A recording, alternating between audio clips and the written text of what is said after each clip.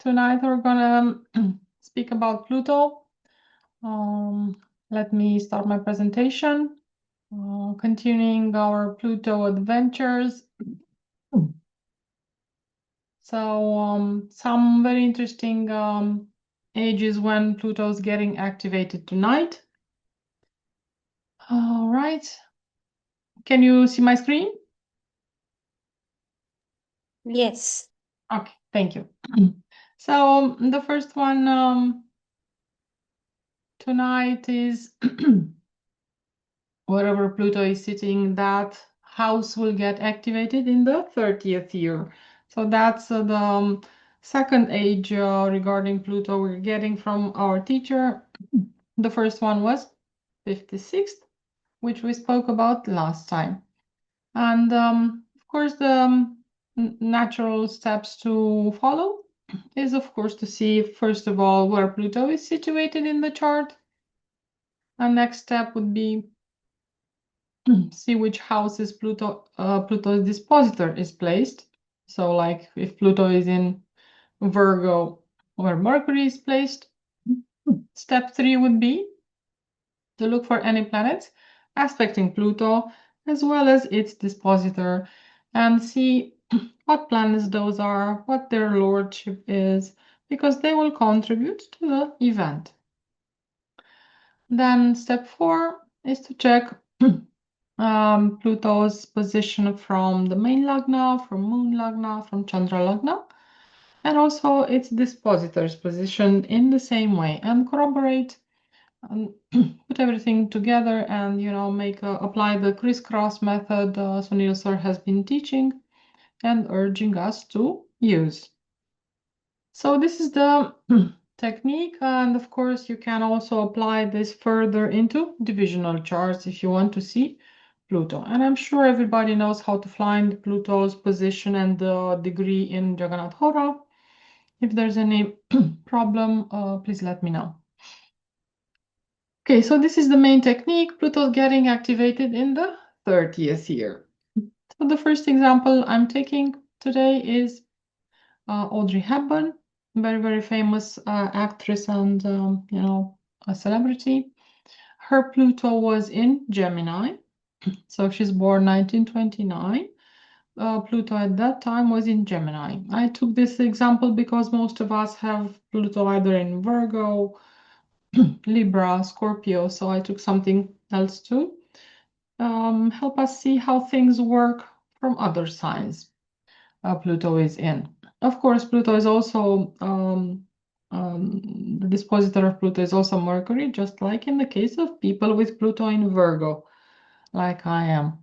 So her Pluto is disposited by Mercury, and her 30th year is easy to calculate.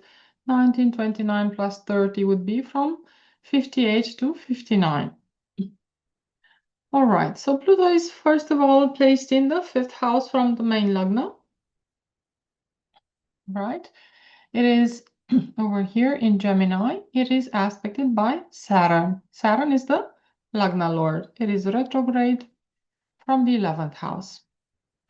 Mercury is in the 4th house, and you have to try and see things from all perspectives, from all houses, positions. Like, for instance, Mercury is placed in the 12th house from the 5th, and also 12th from Pluto. So some kind of connection to some loss might be there.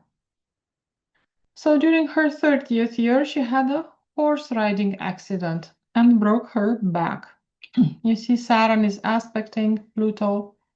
It is in Gemini, which means, anything you can travel upon. So, and any kind of sport and everything Gemini might signify. Pluto is also there, showing a very intense, transformative, important event. And it is aspected by Saturn, who's the Karaka of all animals. So she broke her back. She broke a couple of vertebrae from her back. And also she was pregnant at that time. And just a few months later, she had a miscarriage because of the trauma from the from the fall from the horse. So if you see, Saturn is aspecting from Sagittarius, and Sunil sir has been teaching us that Sagittarius means all kinds of ups and downs, and can also indicate fall from a position, but also from a higher physical position. So she fell from the horse, and the Saturn retrograde too is influencing Pluto. So this is how you can see that incident. And of course, her main Lagna also corresponds to the moon Lagna, and that makes everything, so much more important and intense. It wouldn't go amiss to also note Ketu's aspect from Libra. Ketu is in the 9th house of pregnancy. So always check the planets, which planets are aspecting Pluto, but also from which houses they send that aspect, because they're gonna send that flavor to Pluto with everything they've got there, the sign, their lordship, their position in the house, everything. All right. So this is the first example. I think it's pretty simple to see. Let's go to the next one. Justin Bieber, very, very famous singer, highly successful, right? So his Pluto is in Scorpio, in the Lagna. It is with Rahu, and his 30th year was from March 23 to March 24. All right, so very important position of Pluto. Pluto is in its own sign in Scorpio. Okay, so it is with Rahu, and dispositor Ketu is in the 7th house. It is in the house of partnerships of all sorts. So let's see what happened in his 30th year. He had a break in the relationship with his manager, so his business manager. They broke off their connection in August 2023, so halfway around the 30th year, after 15 years of collaboration, because they had a fight over some money, because Justin Bieber had to cancel the previous year, had to cancel his tour on account of health issues. So money came in between them. So Ketu shows this breaking of the relationship. So Pluto's dispositor, and of course Pluto in Scorpio, because that was a very, very big and important decision he did. A major change in his lifestyle. 15 years of, being together in business these days is a big deal. And it is with Rahu, so it was quite abrupt and quite total, let's say. Mars is also aspecting this Ketu, the other dispositor of Pluto. Say all had a very, this Pluto carried a lot of, like, let's say, kind of transformative, abrupt, negative effect in his life. Of course, Pluto is aspected by Saturn. There's all kinds of connections over here if you want to look at them, but I took the easy way to explain this. Okay, third example, I took this to explain Dwayne Johnson's Pluto position in D9. So I'm urging you to also use this not only in D1, but also in other divisional charts. D9 mostly because most of us have, a quite acceptable birth time, even if not rectified to D60, but at least D9 should be quite reliable mostly. So in his D9, Pluto is in Aquarius. Let's first see when his 30th year was. He's born 72, so plus 30, that's 2002. So 2001, 2002 was his 30th year. So Pluto is in Aquarius. It is with 7th Lord of Aquarius, Rahu. Okay. It is also aspected by 5th Lord and 8th Lord Jupiter, who's retrograde in Leo Lagna. So during his 30th year, the Scorpion King movie was released in April. So quite close to the end of his 30th year. And it was very important because it was his first role, main role in a movie, and that launched his future career.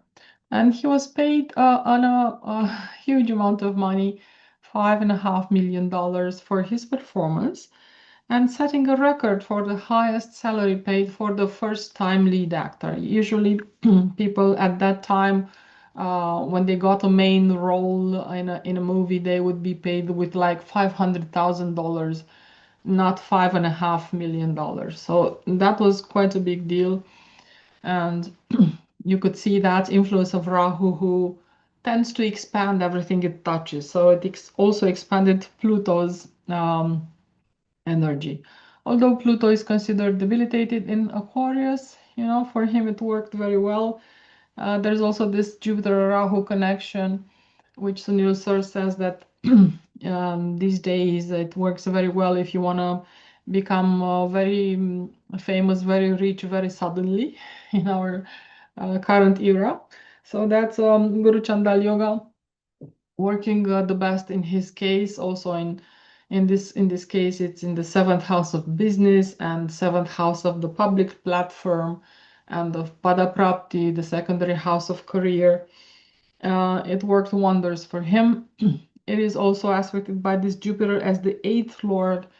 Again, very transformative event in his life, but which brought him a lot of money, and it made him a star in a film about Scorpio, being the Scorpio king. So Jupiter comes with this aspect from the Leo sign, which is a royal sign. So he's the Scorpio king. Also from Moon, if you want to see it, this Pluto is positioned in a ninth house with the ninth lord, so very good for Bhagya. From the Aruda Lagna, you can take it in his D9. It is in the fifth house over here, so again, very propitious and favorable for him. So that was a very sudden and huge, Rahu means something huge, especially when connected with Jupiter. Huge, huge income and success. So that was the D9 example. Okay, this is the end of the 30th year